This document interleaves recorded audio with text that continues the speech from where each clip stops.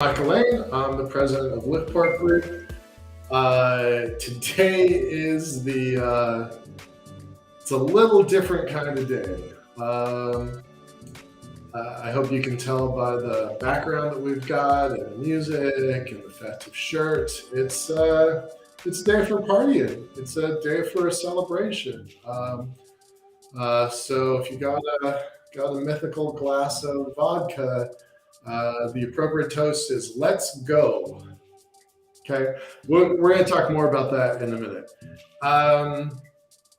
But it is April 12th, and there is a lot going on in space history today. So I'm only going to give you some of the highlights, but pretty great day, and we're gonna come back to that in a minute. So a couple things going on. One, we've got some cool news. YouTube has taken our channel and applied podcast to it, and suddenly we're getting some views. So that's pretty neat. So if you want to go to our YouTube channel, that would be great. Here's the link. And as everybody else on the internet says, share, like, and subscribe. So that's kind of a big deal because we don't want to do this kind of to the wilderness and to emptiness here. We really like our shows to be more visible. So that's a big step. And then also we're on. Let me get this. We're on Spotify. That's pretty neat too. That's a shout out to my team. Leah has been working pretty hard in the background to start getting these things moved over into kind of more accessible versions. And our intern Sing Key has worked really hard to kind of digitize everything and kind of take out all the ums. Turns out an hour-long program is about 10 minutes of dead space with long pauses in between. Every time I say the word he cuts it and snips it. It's pretty hard. It's pretty hard to do. So hats off to my team, Leah and Sing Hee. They're doing a terrific job. So now we've always been on YouTube. That's been our go-to platform, but now we've got 7 shows on DareGreatly. DareGreatly Space. It's important to say DareGreatly Space when you're trying to find it. So that there. And we've always been on YouTube, so that's where the bulk of our hundreds of hours, 400 hours of content is in YouTube. So we're going to take some of that, recut it, rebuild it, and start putting some of that old stuff on our Spotify channel. So kind of big news, kind of logistically important to us, commercially important to us. As a reminder, Liftport started on this day, April 12th, all the way back in 2003. So April 12th is a pretty big day in the space community. There was Yuri's night. There was International Space University. Yuri Gagarin's first space flight. 1962. International Space University was officially created on this day 36 years ago. The space shuttle launched for the first time on this day back in, I think it was 1984. I actually need to look that up, but I'm kind of embarrassed I don't know the answer to that. It might be 83. But again, April 12th. And then Liftport was created back in in 2003. And there's a story behind all of this stuff. So before I get into kind of the party version of our channel today, because that's what we're known for, is our big party animal environment. Yeah, I know, it's kind of ridiculous. A couple things to kind of go over quickly. There have been some new important policy elements. Let me pull them up.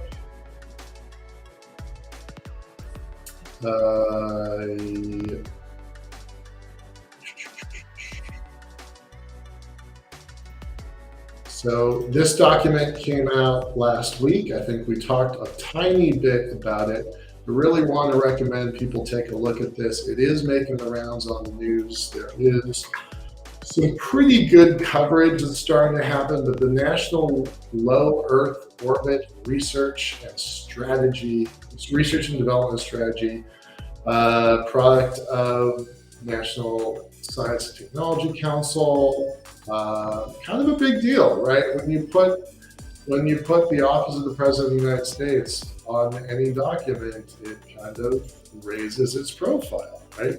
So that these organizations, Office of Science and Technology Policy, National Space Council, all of these organizations, they are really doing a lot of work in this sector to kind of streamline and say, okay, this is the path that we're going on. And I really want to stress that that there is a LEO R&D strategy. It almost doesn't matter what it says. It matters, and it says some important stuff, but it almost doesn't matter what it says. That it exists at all is way ahead of most other nations and cultures. So pretty cool stuff. As Peter Garrison pointed out last week, it has the word settlement in it for the first time in an official document. It has the word settlement. It's a throwaway line, but it's that crack in the door that kind of opens to larger, better, cooler things. So, we've got this document that just came out 2 weeks ago. It's a preface of this White House document. And, we're going to see more and more stuff like this coming, right? We've already seen this stuff ramping up. But, it's really great to see. It's really great to see at the national level. Like, why is the White House saying we need to maintain preeminence in low Earth orbit? Why are they saying that?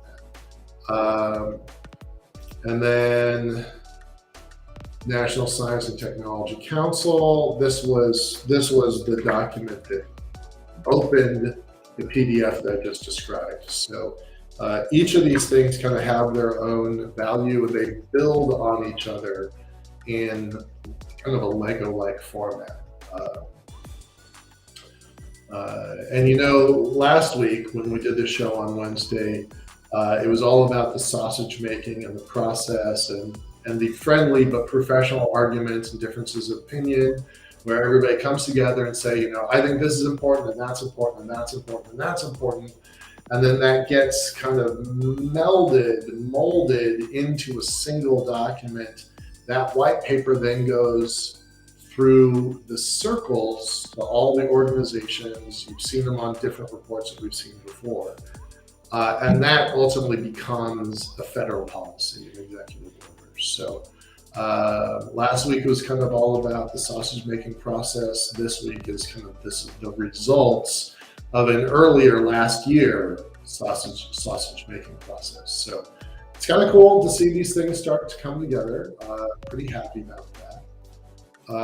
Let me shift gears a moment to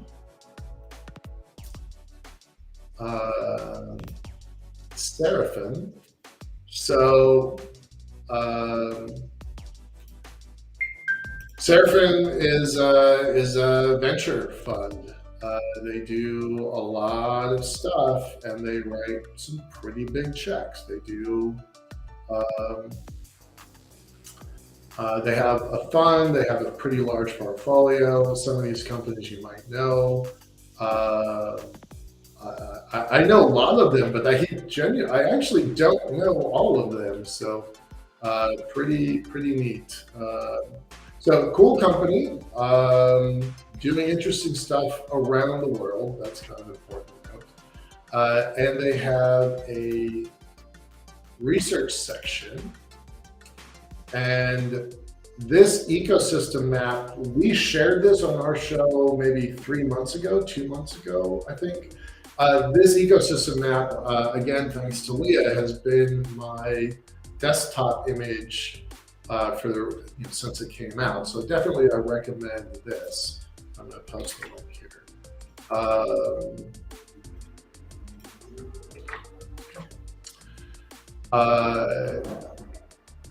So that's pretty neat. I really enjoy their ecosystem map. But the thing I want to point out is this new report today. I think they issued it today. They're going to have a seminar, a 30-minute seminar reviewing stuff on it tomorrow. So you can sign up for that. Gosh, where do you sign up for that? I'm not sure where you sign up for it. I found it on LinkedIn. But I'm going to tell you, you can sign up for a webinar about this document tomorrow morning at 9 o'clock Pacific, 9:15 Pacific, wherever you are in your time zone. So this document just came out, and that's what they do, right? They write big checks to the space investment community. Startups, they fund startups. So it makes sense for them to be tracking this information. And I'm going to post this link here just a moment. So this is the report they just came out with.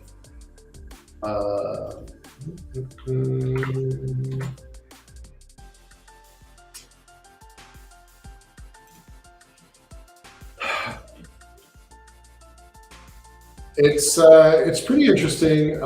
Interestingly, there's a couple pieces. This first page there was a couple aha moments, some wow moments. One thing to point out is that European investments have grown, and U.S. investments have fallen, which is pretty startling, especially given the meeting that I went to last week with Defense Innovation Unit, Air Force Research Lab, and the Office of the Chief Scientist of U.S. Space Force. So the idea that investment in Europe is growing and investment in the U.S. is falling is probably a pretty big surprise. And I felt it was such a big deal that I actually sent it on to the Chief Scientist of Space Force, the former director of Air Force Research Lab Space Division, and Defense Innovation Unit, because I think that's something they probably want to know about. So that's kind of important. And then this other thing, they used to track UAVs, drones, unmanned aerial vehicles, and they've actually taken them out of the database that we normally rely on, and so they have restated some of their numbers. That's not a huge thing, but I think it is a little bit interesting. So there's some cool stuff in here. $1.4 billion in just last quarter, just Q4 of 22. We all knew that the economy was starting to get a little bit rocky, but $1.4 billion is still going into the sector. Now it's changing, no question, between quarter one of 22 and quarter one of 23.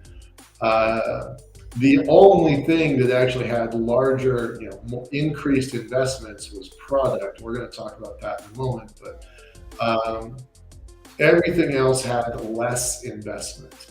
And the area that we are most interested in, the Beyond Earth section, had a big drop in investment. So Liftport, considering who we are and what we're trying to do, Liftport is the parent company of Better Futures. Better Futures is our media brand, and that's what DareGreatly comes from. But the parent company, Liftport, really wants to pay attention to this Beyond Earth capital raising, this build section, and this platform section.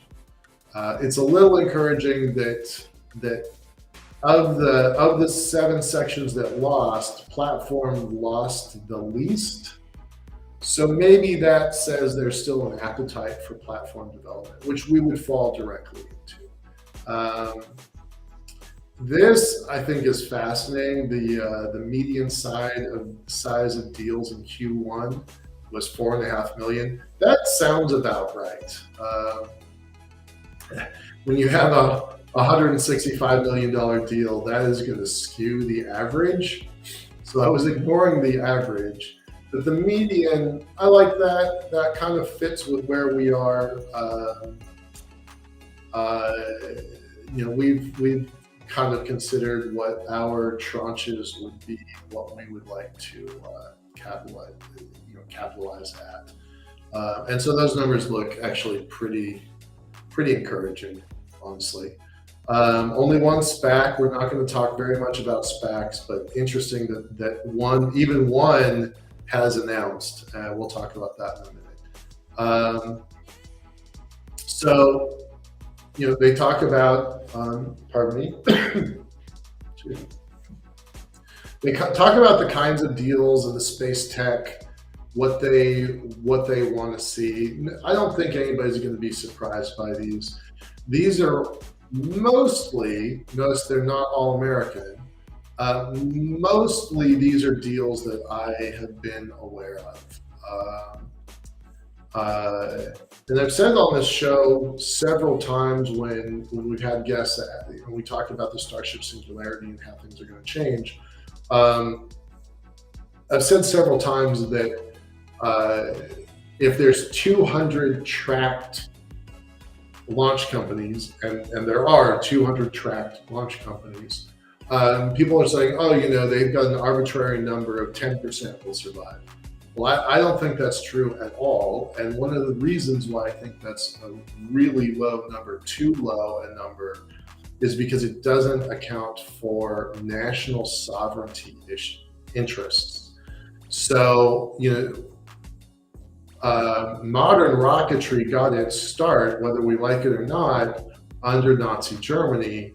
But as far as I know, this is the first commercial space company in Germany, and they raised $165 million. I think that very nicely proves the argument that says national sovereignty, national security requirements are going to prop up national space companies. So we know that we've seen several out of India, we've seen several out of Japan. These are the top deals.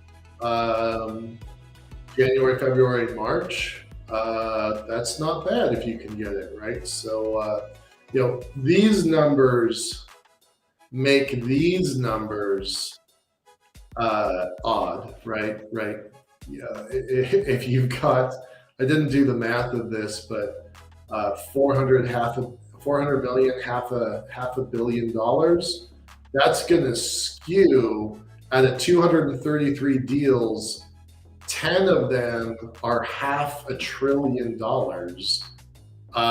That's going to skew this median deal size. So what this tells me, kind of digging into that, is there are a lot of very, very small deals being made. There's a lot. I don't have the data to back it up. That's probably proprietary to Seraphim, but I think it's pretty fascinating that these numbers skew these numbers a lot, and I think it has to mean that the median deal size for seed rounds is very, very small. I'm going to guess $250,000, $500,000, 750,000 range is probably the normal deal size. So curious, interesting. And again, that kind of fits with where Liftport is. So to me, this report's actually pretty encouraging, despite that there have been less, fewer raises and smaller raises. I like this chart a lot. The number of deals tracking against the billions of dollars invested. I think that's pretty great, actually. And this leads me to exactly the conclusion I just described a moment ago, that there are more deals for smaller dollars. But I think that says good things about our ecosystem. I don't view this chart as bad news. I think this says good things about our ecosystem because it says that dollars are driving innovation in small companies, and small companies will become big companies. I'm confident in that.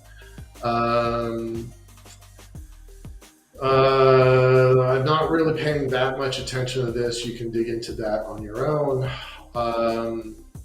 This is useful. It's really hard to see here, but they've got kind of 7 kind of sectors that they're watching. Beyond Earth, product, analysis, downlink, platform, launch, and build. I'm going to skip to the end and you can see what those definitions are.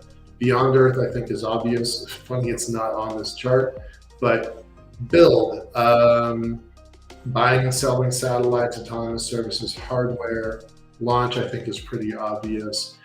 Platform, now that one I like. Data collection from space that's going somewhere.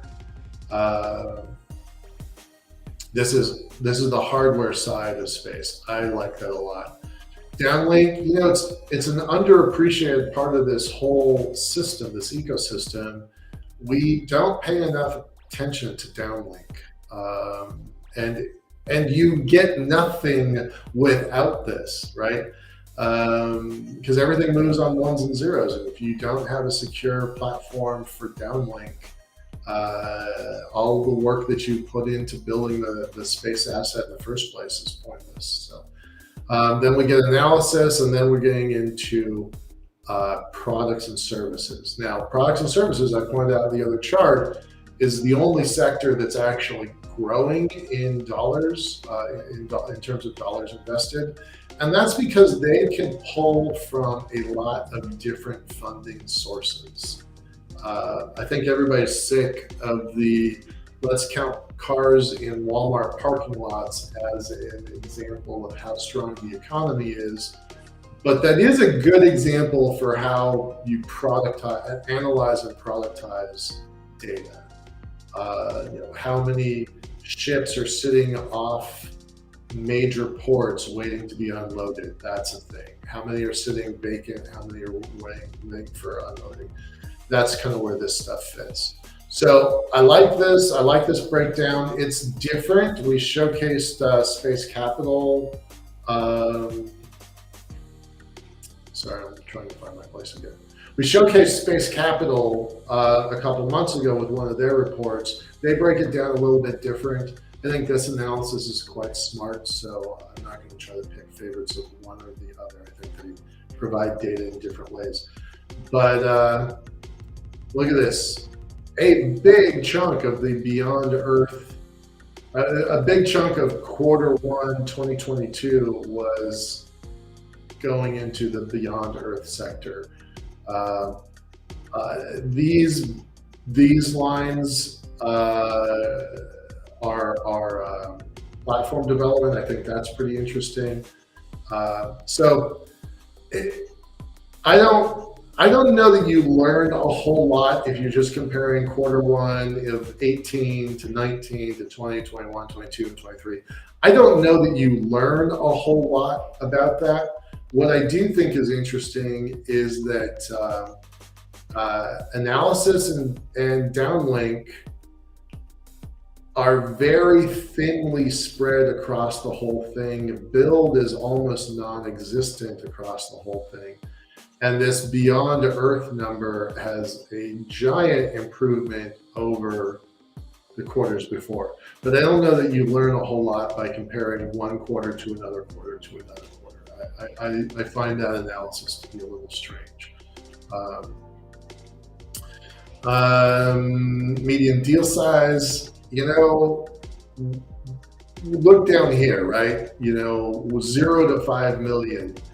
And the stuff that we're paying attention to, a build, platform, and beyond Earth, it's all in this kind of noise level of the budgets. And that's no surprise, right? Launch is always going to be the big dog because it consumes an awful lot of money for just a few companies. So I think that skews everything. If you took launch out of this, I think this graphic would make a whole lot more sense. And you'd get more data out of the graphic than you get more information out of the graphic if you pull that out.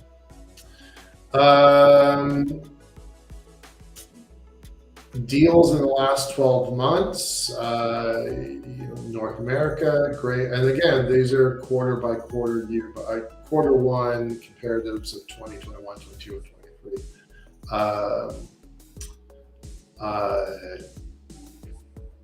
The numbers of deals in North America is still surpassing Europe and Asia and the rest of the world.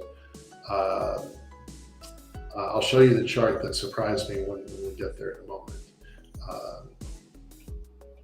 This. But investment by region, again, we're only one quarter into this, but this is Europe leading North America. Not by a lot, that's a pretty small margin, but still leading. And that's the first time that's ever happened, right? It's only the first quarter. Again, can you read too much into it? I think maybe they did, but given the data that they have currently right now, Europe is putting more capital into this. And I have a hunch that I sent a message to the director here. His name is Mark Blogett. I sent a message to Blogett basically asking the question, if you were to plot the size of the rounds against the number of the rounds against location, would you get a different piece of data? And my hunch is that because North America has put a lot of money already into launch, that we're now looking at what happens after we're good at rocketry. And I would argue that we're good at rocketry now, so we're starting to diversify the ecosystem. That's my hunch. I don't have any data to back that up. I did send a message, but I didn't get a response yet. And this, the deals by region and by size, we're doing a lot of deals. I just feel very confident in that. We're doing a lot of deals in North Americans. I'm going to skip this. Investment by stage. I always pay attention to this. It's a lot of deals for very small dollars, right? Series C and D and B, these are big tranches of money, north of 20 million at a time usually. These are small tranches of money. So a lot of deals that don't add up to very many dollars. And that, I don't think that's a problem. I think that speaks to a very active innovation ecosystem. So, we're only the first quarter in, and we almost have as much as all of last year combined. And last year combined was equal to the 3 prior years combined, right? So I think this is really pretty optimistic news. I think this is good news for our industry. That's how I'm analyzing it. which is great because the days are going to come so that we need to go raise capital. So I know that the rest of the investor sector is a little chilly and a little cool on this right now, but to me, this says that we're in the right place at the right time. So fingers crossed for the future. We already talked about this, the seed investments right at the bottom of this line, all the way across. It doesn't even raise off this line, which is the definition of seed. Now, that I was pretty skeptical of the SPAC markets. We had our guest, Michael Mealing, 2 weeks ago. He said something pretty insightful. He said that the public markets got the companies, the private markets passed on. What does that mean? It means the really smart people that are professional space tech investors passed on most of these companies, and they took it to the less knowledgeable public markets to get financing. That's a pretty strong sentence. It's a little hurtful, but I can't really argue with his logic when you talk about how much was raised, how much those companies were worth, and how much they are currently trading at. It's not good, right? I mean, Virgin Orbit's been getting all the headlines lately. They had a pro forma valuation of $3 billion, and they are trading at 67 million. 3.2 billion to 67 million. That is a hard fall. But I personally like some of these companies, and I think some of these are actually surprisingly strong, despite what Wall Street thinks. So, to me, some of these are pretty interesting. So, if you want to do your homework, I'm not going to tell you what to do, but if you want to do your homework, I think there's some interesting stuff on this list. Of course, I do know a lot of people who have lost a lot of money on Virgin, so you have been warned, buyer beware. But I do think that there's some very interesting companies on this list that should not be, just discarded because they went to market via SPAC. I think that's all I'm going to talk about them. There's some information here that's pretty useful. Blogger is pretty available, pretty accessible on the net. So, and with that, here's all their companies in their fund and in their accelerator. I know many people at some of these companies, and some of these companies are completely mysterious to me. So I think it's interesting what I don't know as often as what I do know. So with that, I'm gonna switch gears, and I got a request in the chat to zoom in. I really wish I had done that. Let me do that.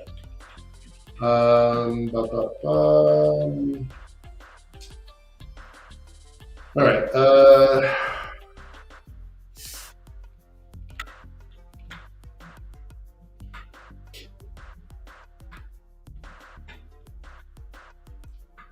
right. I'm hoping that is better.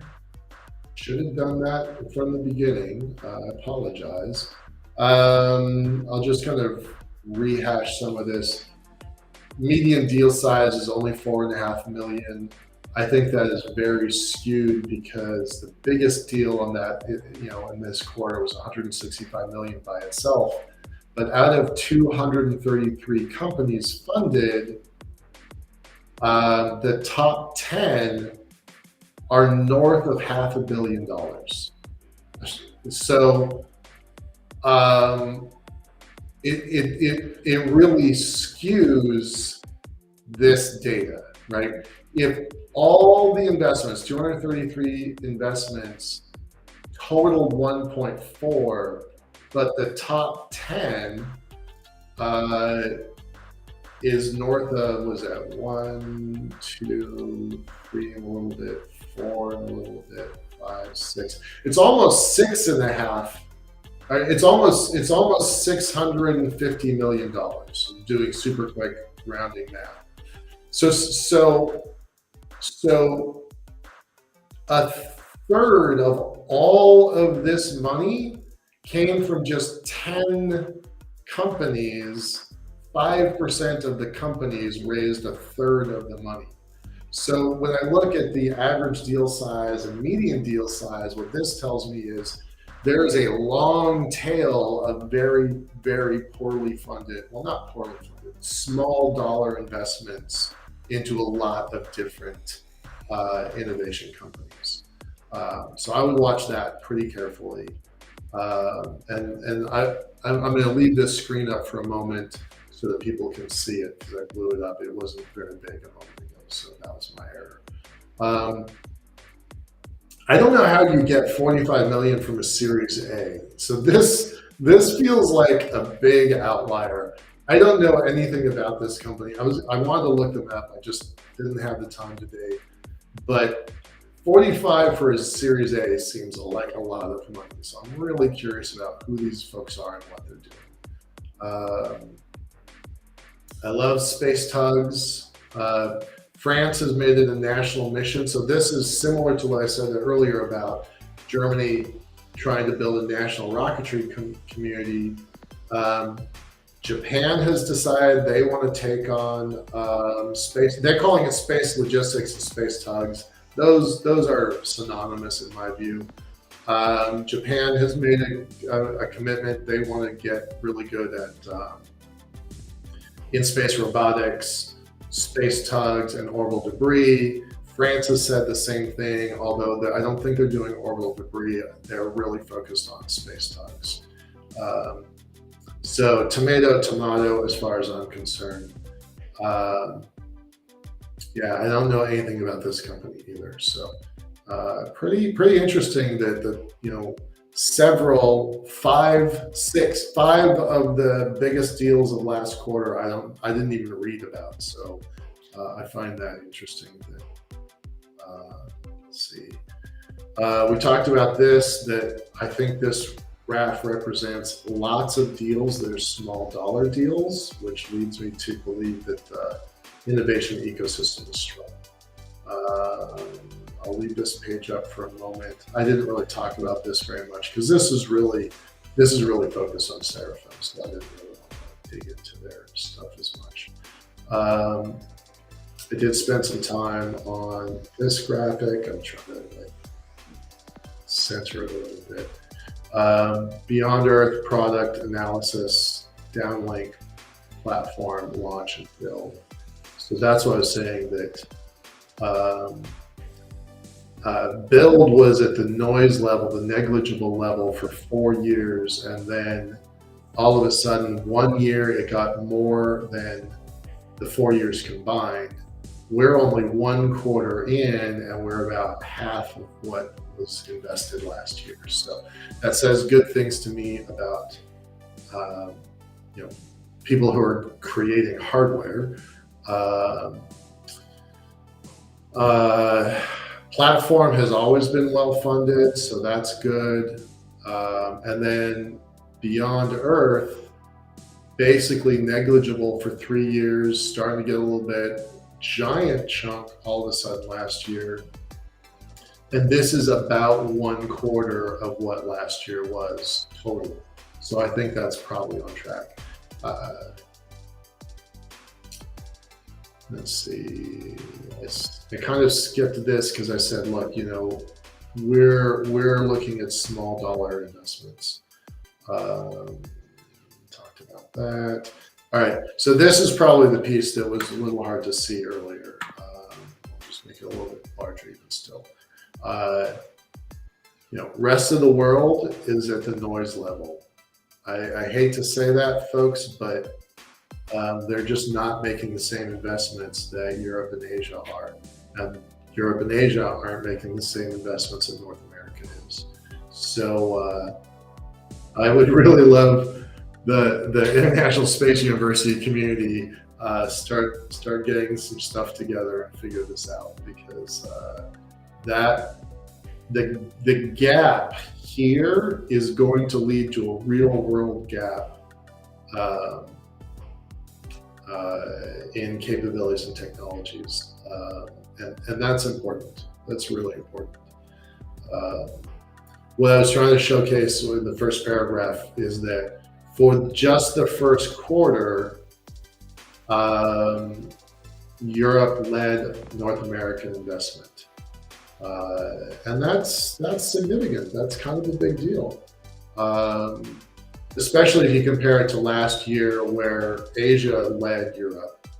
Uh, that's kind of a big deal too. So uh, this stuff has international national security implications. Uh, there's an entire economy that's being built, being constructed right now, and it's for all the marbles. Like, this is a game for all the marbles. So people should be taking this very seriously. Um, Money here leads to wealth and prosperity and growing the global standard of living. I'm very, very committed to that. That we go to space to make living on Earth better. And the more we put into this, priming the pump and putting capital into the system, the more the world is going to benefit. One thing I didn't talk about a moment ago, as I'm reviewing this again for the third time, is that this amount of money is minuscule compared to this amount of money, right? The first quarter, by comparison to all of last year, that's about half. I'm only just realizing this as I'm looking at this, right? That is a very small amount of money going into the system for North America this year by comparison to years prior. So that might be a point of concern as well. Okay. Number of deals. Look, this is what I said several times, right? There is a very robust ecosystem on the innovation, new startup side of this business. That's been true for a while. I don't think it's going to change. There are not a lot of dollars. If you compare it to here, it's not a lot of dollars, but it's a lot of transactions. And I like that. I think that's good. I think that's good for the whole ecosystem. Skipping this. All right, and this is probably invisible when I showed it the first time. So this is as big as I can make it and still fit on the screen. But these are the companies, what they're doing. Intuitive Machines is going to the moon in a matter of weeks. Maybe they deserve a little higher valuation.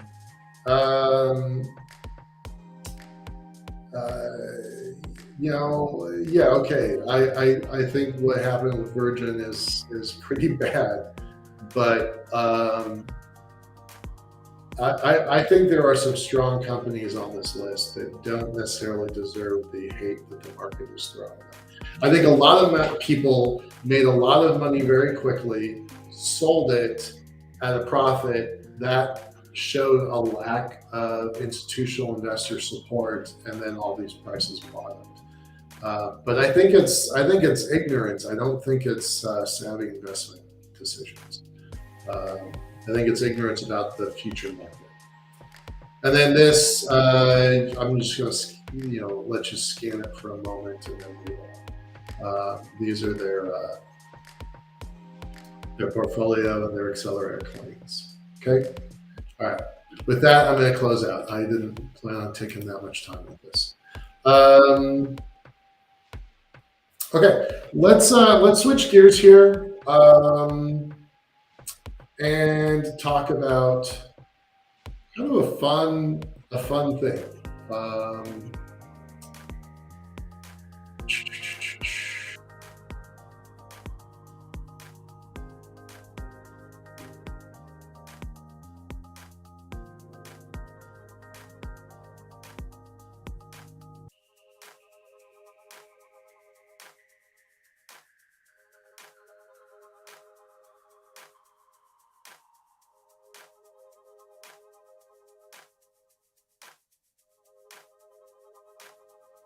Well, that was a technical glitch. I'm not really sure what happened. I was trying to close out the the tab of Seraphim and somehow magically turned everything off. So sorry about that. We'll just continue. That's what you get when you do a live hosted program. All right, we're gonna cut some of this stuff and show you.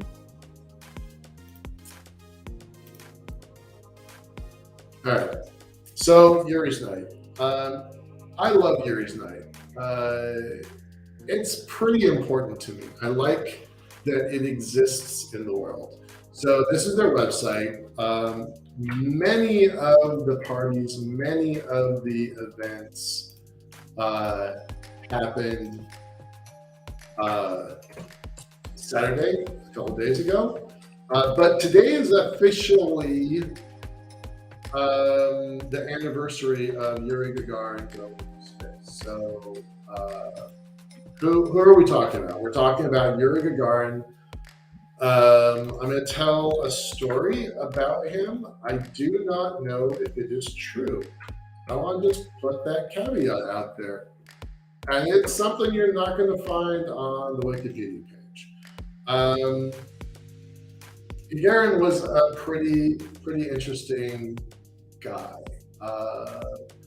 And you can read, there's actually a lot of historic elements to him. Like you can find a lot of information about him.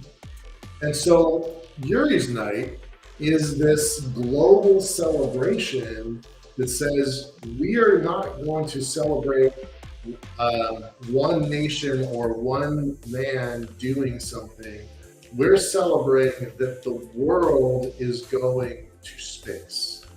And so they host this party every year, and it's hundreds of parties. Classically, you drink vodka, and Gagarin's kind of famous words just before he was going to launch was "Let's go." So people toast with the phrase "Let's go." And Yuri's Night as an organization has grown all over the world, right? This is just a small fraction of stuff. Look at this list. Are they doing the list? No, you have to do it. All right. Well, that's a little unfortunate because this doesn't really because a lot of these events just happened on Saturday. This doesn't really show the depth of it. So that's a little bit too bad.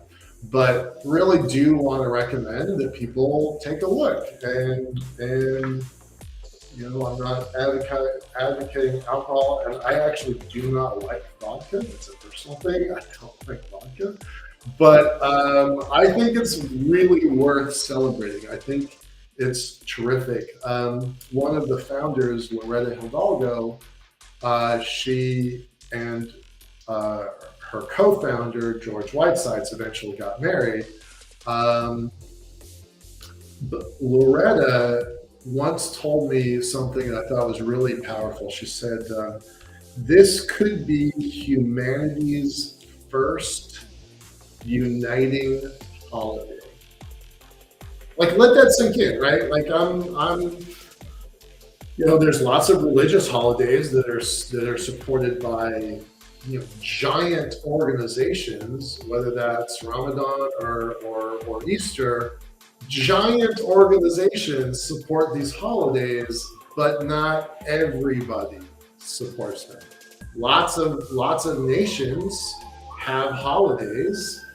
People, whether that's the very, very commercialized Cinco de Mayo or 4th of July.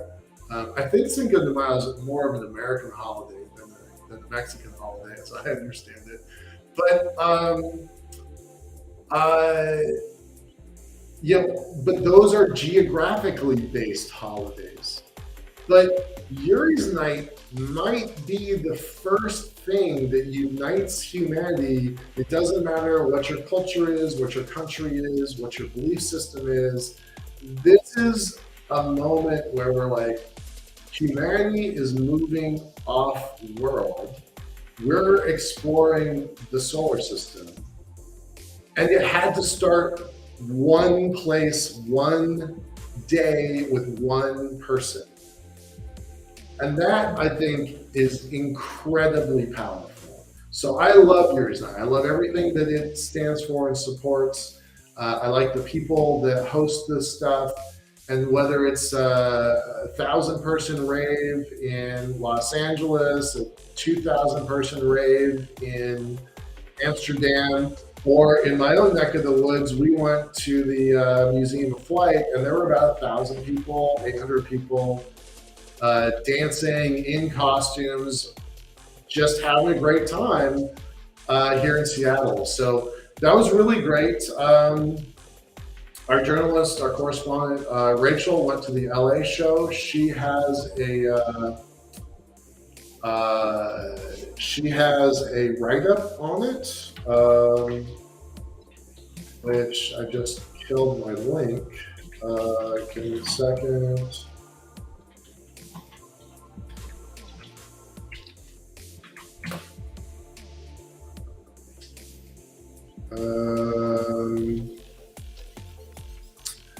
I have lost my link. Leah, can you find Rachel's show and channel, and so I can post it if you can find it quick? So she went to the LA show event. I went to Seattle. Our two interns, Jen and Sinki, went to the Seattle. A bunch of folks from Mars Society were there showcasing their VR programs. It was a great party.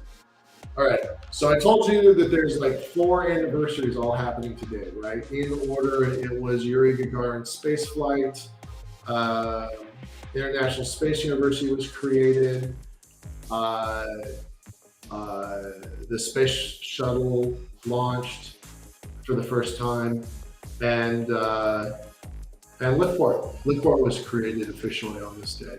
So pretty important date in history here. I'm going to tell you a story that I cannot verify.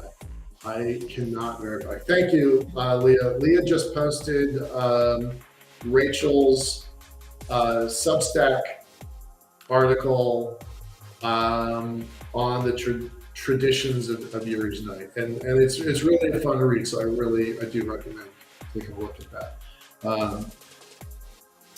So I hesitate to tell this story because I try to really focus on facts, things that are known, things that are provable, things that can be cited.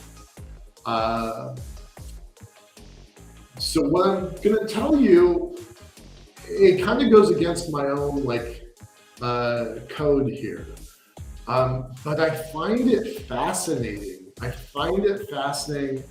And I think it's a credible story. There are no records to back this up, so it's an assumption that leads to another assumption that leads to another assumption. So I hope I don't blow some of my own credibility here, but there's a chance that Yuri Gagarin was gay, and that's a kind of a big deal.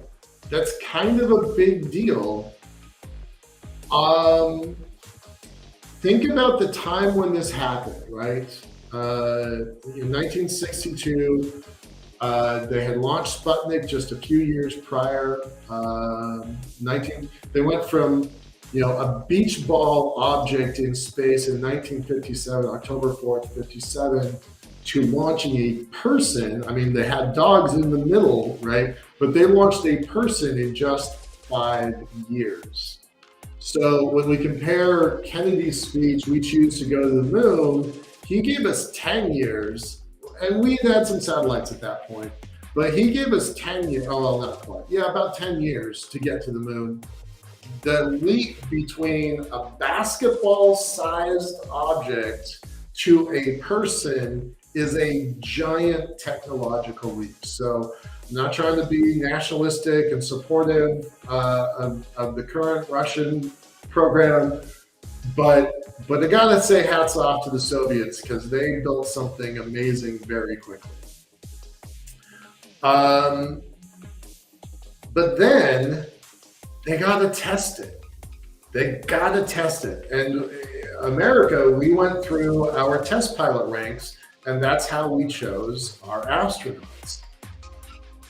Russia, it's not quite the same, and it's not transparent, and we don't have records on this.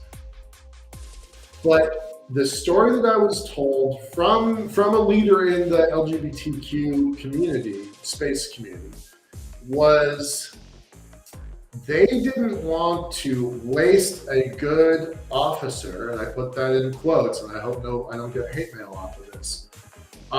They didn't want to waste a good officer, so there was suspicion that Gagarin was gay, and so if this thing blew up on the launch pad, they wouldn't waste a good officer. So in the United States, we would never have sent someone as low ranked as a major to space. We didn't do that. I think we are now, but we certainly didn't do it in the earliest days. So Gagarin gets picked, and it takes hours to get processed and prepped to go up on the flight. And again, rumor, supposition, guesswork. He thought that might be his last day. And he had to use the bathroom. And this part is proven. This is a well-known story. They pulled the bus over, and he peed on the tire of the bus on the way to the capsule. Now that has become legend, and that's well known, well documented. And if you fly from Russia, if you fly from Baikonur, you're gonna pull over and pee on the tires of the bus. That is tradition, and it's kind of sacred. But my friend, he didn't think that's what was going on. He thought the guy was so scared that he might lose his bowel. And that's a pretty big deal. Like, that changes the narrative of that story. If you consider that a man might die, he doesn't have any control over his next few minutes, days, hours, days. That changes the story a little bit, and it's interesting to me. So then it launches. He uses his famous "Let's go" phrase, right? And it works. Like, nobody knew it was going to work. It worked. And you've all heard the phrase, space is hard. Well, space in 1962 was shockingly mind-numbingly difficult. And we absolutely know that there are historic records of early test flights that exploded on the launch pad. So let's not waste a good major. Let's not waste a good officer. Let's get somebody who is expendable, who's disposable, and put him in this rocket. And maybe he's gonna pee himself on the way to the launch. I think that possibility, and I cannot say it's true because no one knows, but the possibility that that's true changes the narrative a lot to me. So he goes up, and it works, and it's amazing. And really, the whole humanity is lucky this guy pulled it off. So congrats to Yuri Gagarin. So he goes up, launches as a major, and while he's in orbit for the first time, when he comes down, he's automatically field commissioned to lieutenant colonel, because you can't have a lowly major running around meeting with Fidel Castro and the rest of the communist community leadership have a major running around shaking hands with communist leadership. So he gets immediately promoted to lieutenant colonel. And the story kind of ends there, except that Gagarin doesn't live very much longer after this flight. He does all the propaganda tours all over the world, all over the country, lots of propaganda, thousands of pictures with school-age children, heads of state, leadership. But he only lives maybe, I think it's 2 years, 18 months, 15 months. And that's on the Wikipedia page. You can look that up.